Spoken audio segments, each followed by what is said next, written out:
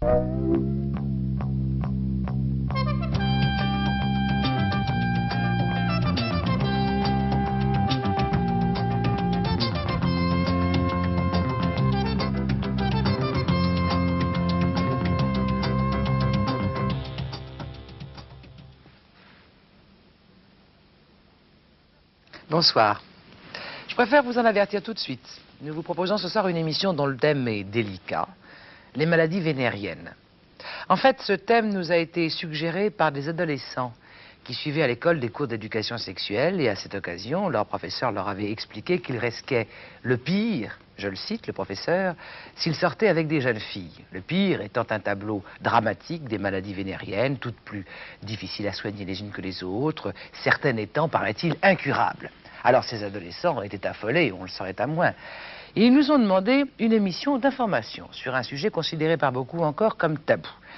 Nous allons essayer ce soir de leur donner satisfaction et pour cela nous avons invité le docteur Franceschini qui est dermato-vénéréologiste. Je voudrais que vous nous disiez, docteur, d'où vient le mot maladie vénérienne, ou maladie honteuse d'ailleurs. Le terme de vénérien vient du fait que ces maladies sont transmises essentiellement par les actes vénériens, quelle qu'en soit leur modalité. Et honteuse vient probablement de deux origines, une qui se rapporte à la religiosité de la sexualité, religiosité qui a été rapportée sur la sexualité par la civilisation à partir du XVIe siècle, car auparavant ça ne semble pas que ce fût le cas. Ouais. La séparation dans les bains-douches municipaux qui existaient au Moyen-Âge est apparue au XVIe siècle. Autrefois, les hommes et femmes se baignaient.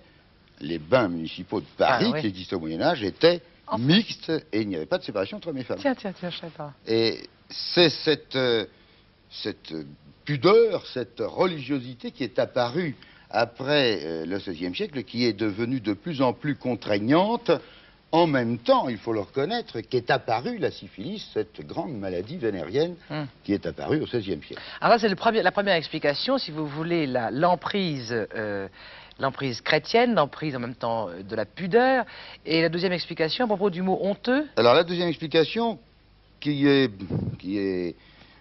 valable à mon sens, du mot honteux, vient du fait que les lésions, les maladies provoquées par ces microbes agents de ces maladies vénériennes se situent dans la zone, dans